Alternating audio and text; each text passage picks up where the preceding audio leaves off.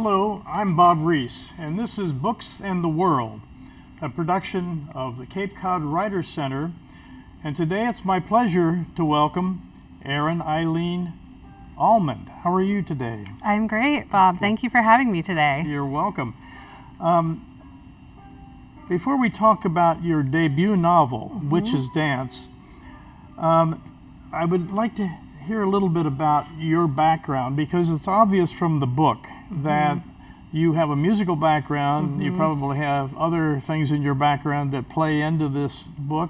So tell me a little bit about yourself. Sure. I think in some ways this book was partly my love letter to the violin and to classical music in particular.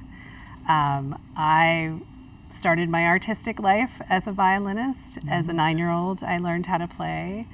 And I played all the way up through high school. In high school, when it wasn't cool to play violin any longer, I gave up the violin for heavy metal guitar and played in a series of rock bands, electric guitar. But I found my way back to the violin, and in fact, after high school, enrolled in conservatory instead of college. So now I tell people that I'm a conservatory dropout because I lasted about 2 weeks. And during that 2 weeks, I realized that what would take me days and days of practice, I was surrounded by other people who could do the same thing in an hour or an afternoon. It was one of these like real moments of, oh, I actually don't have the talent to really do this. Like, I love it and I want it, but I can't do it. And I think it's one of the major heartbreaks of my life, actually, realizing like this is something I can't do. But when I started writing seriously, all of these violinists started walking across the page. Well, I can tell you that your novel writing is a testament to the fact that you have a talent that is really great. I really enjoyed the book a great deal. Your book is fascinating, especially to people who love classical music. But I found the book difficult to fit into a particular genre because there's so much in this book that cuts across genres. It's grounded in classical music, as you say, with numerous allusions to musical compositions, musicians, and the joys and pains of performing. The book is romantic, it's dramatic, it's historical fiction in some ways, it's a psychological thriller, it's about family relationships, and it's sexy. It's all of those things. So who do you visualize as people who will most enjoy this book? What is your audience? You have everyone would say, well, the world is my audience, right? But there are certain types of people that will be interested in this book. Who do you think that should be? I think when I think of audience, certainly people who are fans of literary fiction, which I guess if I had to put the book in a box, that's the one I would put it in. But I also think of friends and family members I know who are big Agatha Christie fans or Harry Potter fans. And I think I would like to think that there's something in this book for those readers as well, that it's accessible, that it has a plot that will pull people along, that the characters are interesting enough that you don't necessarily need to know classical music in order to understand what's going on. It's not the kind of book that you're going to have to keep a dictionary next to you to follow the language. I really, want it to be, I would be thrilled if people who don't normally read fiction picked up this book and enjoyed themselves. That would be the ideal to me. Well, I think that will happen because I think there's a lot in this book that will appeal to a wide range of people. It certainly appealed to me in that way. So, Niccolo Paganini. Yes. Lived from 1782 to 1840, was an amazingly fascinating character. Yes. Talk a little bit about Niccolo. Niccolo Paganini was basically the world's first rock star. He was a 19th century violinist who completely changed the way that people both looked at the instrument and wrote for the instrument. He was able to play in a way that people had never seen before. Just the things that he could physically do seemed impossible. At the same time, as a person, he was very interesting because he was really kind of a myth maker in a way. He was a larger-than-life personality, and even though he obviously lived long before the age of social media and kind of celebrity culture that we have now, he kind of knew how to play with the various stories and rumors that were swirling around him. So the most famous rumor about him is that he sold his soul to the devil. Yes. And instead of denying those rumors at first, later in life, it kind of got him into trouble, and he did. But early on, he would show up for his concerts in a funeral carriage, and he was dressed all in black, and even his physical appearance was described as cadaverous. He was very kind of pale and lanky and skeletal looking, and that all kind of fed this myth about him. But because there are so many rumors about him, even trying to do like actual scholarly research on him. At one point I was researching for this book, and I thought somebody really needs to do a modern biography of him. It's really tricky because going back through the historical record, it's really difficult to pull out fact from fiction. The only things we know for sure are the music, because there's a written record of it, but he didn't write an autobiography, and a lot of the press that he got during his lifetime is unverifiable. So he was an interesting character to have kind of hovering over the main characters in my book, because the truth of him is so hard to know. You can sort of pick and choose what you want to believe about him. I remember one, was it a music critic that described watching him play and imagining that there was a shadowy figure next to him pulling strings that was making him play the violin as well as he did. That was a real review that was published, I think, in the 1830s sometime in somewhere in Germany. So that was the kind of press he was getting. That was a serious and he loved music review. He loved it until he didn't. And then later in life, there was kind of a backlash against him, and he was having his mother write letters to the newspaper saying, no, my son is a good Catholic boy. He's, that's all false.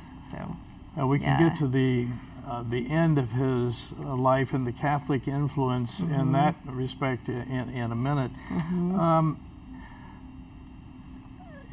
You talked about his physical presence with his and you allude to his long, skinny fingers and his hands in the novel often. And you also brought up the fact that some people think he had Marfan syndrome, which as a pediatrician I was very interested in looking at this and thinking, well, yes, he has all the physical characteristics of a Marfan's. Abraham Lincoln was said to have been a Marfan syndrome as well. Long, thin individuals. And oftentimes very depressed individuals as well, which fits Abraham Lincoln certainly, and it may have fit Paganini as well. You speak of Philip Mann. Now, tell us about Philip Mann before we get into that. Sure. So Philip Mann is one of the 3 point of view characters in the book, and he is a character who believes that he is the reincarnation of Paganini. So when the novel opens, Philip is kind of at the peak of his career. He's a world-famous violin soloist. And he's kind of made a career out of playing Paganini's compositions and kind of embodying Paganini. And he finally decides it's time for him to announce to the world that I'm not just playing his music, I am Paganini. And he truly believes it. Unfortunately for Philip, it's kind of a sign of a mental break for him, and that's the end of his solo career. Yeah. You speak of this in your prelude, which is the first chapter, but it's called Prelude, which is really appropriate for a musical theme. Would you like to read a little bit about the prelude? I think that, absolutely, or anywhere you want, but that described for me, that was the thing that really led me into this. That prelude was a piece of art. It really was. Thank you. Very great. I'd be happy to read from it. So it begins, Paganini, what do you think when you hear that name? If you know classical music, if you're lucky enough to be a fan of the violin, you might think of the Italian virtuoso, Niccolò Paganini, widely recognized as the father of modern violin technique. You might know that Paganini was the first instrumentalist to tour widely as a solo act. You might have heard the legends about how he sold his soul to the devil, or how, mischievously fueling those rumors, Paganini arrived for his concerts in funeral carriages, dressed all in black. None other than Goethe saw Paganini perform in Hamburg in 1828 and swore he saw a little man standing in the shadows to the left of the violinist, directing his fingers and bow. But because you belong to the modern age, an age in which devils have become passé, or at least predictable, it's possible you prefer a scientific explanation for Paganini's ability to play 3 octaves across 4 strings in a single handspan. Well, there's always Marfan syndrome, a genetic disorder that often afflicts its sufferers with long fingers and extreme flexibility. But say you are none of these things, not a 21st century reader, not a casual admirer of the violin. Say instead that you are Philip Manns, a 23-year-old savant about to solo with the Boston Symphony Orchestra. Say you are at the end of a long tour, run down, ready to return to New York with your manager, Anna Zizewski, for a well-earned rest. Say you hate the guest conductor, Georg Dominy, an arrogant prig who interprets according to whim and who wears entirely too much product in his hair. Say that tonight's program is Paganini's Concerto No. 1 in D major, and you are considered the world's greatest interpreter of Paganini. In that case, the year must be 1984, and although your given name is Philip Manns, you must believe, despite how crazy it sounds, that you are Niccolò Paganini, or at least his reincarnation. It is your greatest pride and your greatest secret. You've told only your manager, and she's warned you not to tell another soul. That's such a great introduction. I really love it. Thank you. What inspired you to create the character of Philip Manns as the reincarnation of Paganini? He really believed this. He really believes it. Yes. Actually, the book, when I was writing the book began with Hilda, who is in the book Philip Manns' student, a reluctant teenage prodigy. And the original version of the book was just from her point of view, although Philip was always there and always her teacher. There were no point of view sections. And I found that I couldn't quite get to him. He was always this shadowy, unknowable figure. And just as an exercise one day, I thought, I'm just going to try writing a chapter from his point of view, just as a way to figure out who he is, not even thinking it would make it into the novel. And then he walked on stage, and that's who he was. And immediately I knew, oh, yes, he is going to be a point of view character. And it was like the missing piece of the book. Well, he's a dominant force in the book, absolutely, as you know. And Hilda, who is this child sitting in the audience during his original production, and his breakdown. I didn't realize that that little girl with her parents in the audience was going to be such a major figure. And of course she and Phillips I think are the two major figures in the book. And it's fascinating to see how you weave that together as time goes on. Philip was delusional, for sure.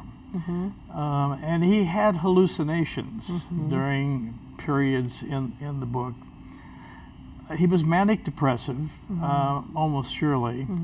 I know that you have some familiarity with psychiatry, in that you have within the family you have psychiatrists.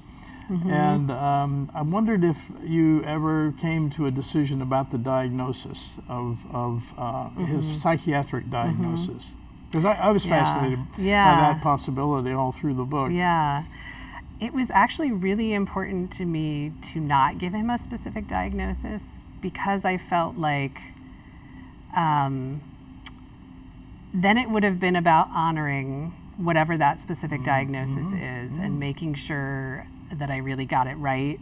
And kind of the project for the book for me was broader than that. Rather than wanting to illuminate a specific mental illness, I was really interested in the ways that people's fantasy life kind of guides their decisions, kind of consciously and unconsciously, because all three of the point of view characters have very active fantasy lives. I think it's on a spectrum. You know, Philip is delusional. But the other two point of view characters, including Hilda, also have really active fantasies that they're acting out of. So one of the questions I was interested in when I was working on the book is kind of exploring that space where fantasy and reality collide, and what is that like when that happens. And one of the things I thought of is, well, for those of us who aren't delusional, when is the time when we're most driven by our fantasies other than when we're in love, you know, and fantasizing about the person who is our love object. But it also happens with the artistry as well. So we have these violinists who are fantasizing about what kind of violinist they want to be, and who better to think about in terms of a role model as Paganini. So I think everybody kind of has that active imagination and fantasy life, and there are definitely moments when it tips over into the delusional, probably for all three of the characters, but most strikingly for Philip. Well, you mentioned three characters. We've talked about Philip Mans and Hilda, the young child prodigy. I'm guessing at the third character, but I want you to tell me who you think it is. So the third character is Claire, who is Hilda's mother, and she gets the third point of view in the book. And she, it's kind of funny to talk about it as a love triangle, but in some ways it is, because all three of the characters love each other in different ways, and have their ideas about who the other two characters are. And in some senses it's complete fantasy, and in some senses it's not. Claire had Hilda when she was a teenager, and she was 18. And married very young. The marriage didn't work out, so she's been parenting Hilda as a single mom. She's also a thwarted artist in her own right. She was a ballet dancer, and her career ended when she had a child. Whether or not she would have actually gone on to do anything with that career is a matter of speculation in the book. But in her mind, that was the end when she had her child. And now she wants her child, she wants Hilda to perhaps have the artistic career that she herself was denied. So she's kind of sometimes behind the scenes trying to orchestrate things to get what she wants, and sometimes quite explicitly out there.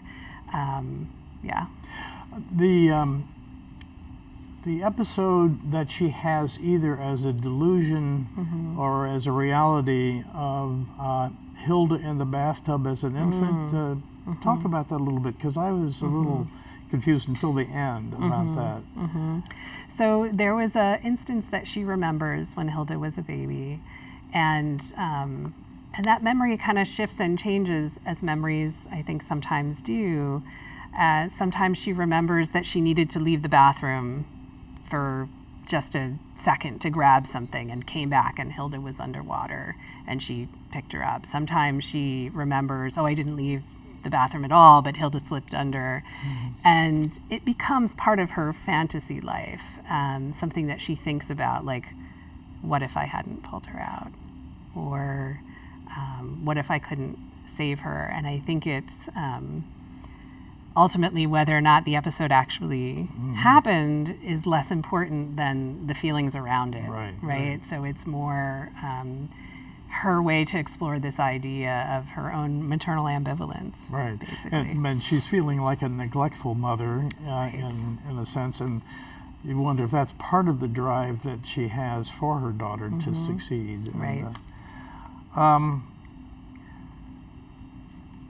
It took you you said it in your acknowledgments, it took you 3 presidential elections to write the book, and I couldn't do the math. I can't imagine why that was on my mind at all.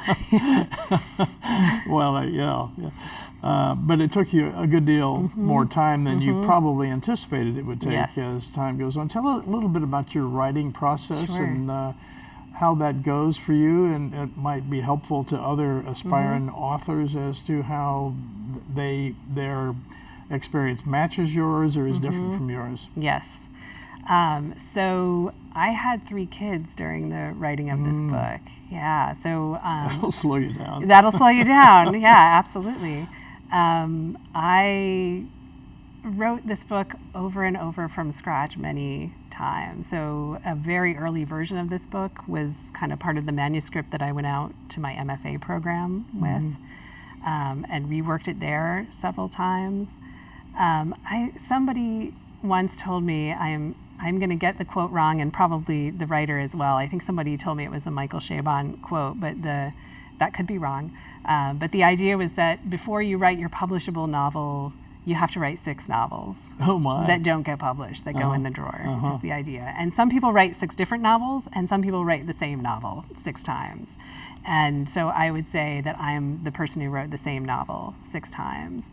Kind of, as I was starting my family and sort of figuring out how do I balance being the primary caretaker of little children with writing, and also having this sense of like it was the story that I had to tell, because I put it down for years at a time, and I would say, well, it would be much more practical if I could work on shorter things, work on short fiction. I started a couple other novels, and when I would work on other novels, I would realize I was writing the same novel, the same themes. I wasn't done with them yet, so I went back to it. And that's how I knew I was done as well, because I was finally able to start another novel, which is a completely different project. And I thought, okay, for better or worse, I didn't have a publishing contract at that point, but I knew that I was done. In terms of process, I am one of those people who tries to write every day. That's the ideal, even if it's just for 20 minutes or 15 minutes. And I think that might be a little bit of my music background coming in as well, to this idea of it's in the body in some ways. If you keep it in the body, even if your mind is wandering or you have trouble focusing, you're kind of teaching yourself, like, this is the time when I do this. But this obviously was the novel that you cared most about. Yes. And you kept coming back to it. How many times did it change trajectory as you went through the process? I would say the basic outline of the story was always the same. Philip Mans always thought he was the reincarnation of Paganini. Hilda's job was always to sort of get out from under her mother and in some senses her teacher and kind of make her own way. Claire's project was always to kind of figure out a life outside of being a mother and how to get away from that bitterness of like coulda, woulda, shoulda. But the actual, I kept kind of sort of coming at that story in different ways. So I already mentioned originally Hilda was the only point of view character, and then the other characters kind of came and walked on stage. I had toyed around with actually writing sections of the book that were kind of historical set pieces of the actual Niccolò Paganini, because I had read so much about him and he was such a fascinating character. And at one point even I thought, well, maybe I need to be writing a historical novel about Niccolò Paganini. What I finally realized is that trying to get at him wasn't as important as trying to figure out what these characters thought of him and what they were taking from his story and his life. But I wrote a lot of pages to get there. And his influence on all of these characters is monumental. I mean, they really became obsessed with him, particularly Philip, but even Hilda became obsessed with Philip and Paganini at the same time, and ended up doing a lot of violin work of Paganini's as well as Philip's, because Philip became a composer as well. So I usually ask what the hardest part of writing the novel is, but I think I've already heard that. What was the easiest part of writing the novel? Or was there any easy part? Is there an easy part? Yeah. Probably the easiest, or maybe one of the most fun parts, was really the musical part of it for me. And I guess this again plugs back into my background as a violinist. As part of the work on the novel, I got every piece that's mentioned in the book. I have the sheet music too. Oh, is that right? Yeah. And you've listed them in the and I've listened. end. Yeah, and I've listed at the end. So anyone who's interested and wants to know what these pieces sound like. So I did a lot of listening to music and looking at the sheet music. I attempted to learn to play some of the pieces and came right up against that old, problem of actually I'm not quite there. I can't do that. It's like I have enough knowledge to really understand it from the outside, but to get in there and play. But maybe that's part of what drove me to write about it. So. When is this going to be available? You got us an advance copy, so I had the pleasure of reading it, maybe one of the first 100 people to read it. When is it going to be actually available, and where? So it's available on October 22nd is the official publication date. You can go to my website, ErinEileenAlmond.com, and there are links on the website will take you directly to the Amazon page, or even better to IndieBound, which you can plug in your zip code and it will tell you the closest independent bookstore that you can order Glad to from. hear that, yes. Anyone who wants to order a signed copy, Belmont Books, an independent bookstore in Belmont, Massachusetts, has agreed to sell signed copies. So it's local to me. I can go and sign copies and send them, anywhere. So good. Yeah. Well, this has been a wonderful time to talk with you, Erin. Erin Eileen Almond is the name of the author, and her book is called Witch's Dance, which is an interesting and appropriate title because Paganini, didn't he compose? That's the name of a piece by Paganini. Yes, I was pretty sure that was true. I really appreciate your coming down on this very, very stormy day, and glad that you could come, and glad we had a chance to talk. Is there anything else you'd like to add? We have about 30 seconds. Anything else I'd like to add? I just hope that people find it and enjoy it, and if it brings them to the music, even better. Thank you. I do too. I hope they will. Thank you very much for coming. Thank you so much for having me.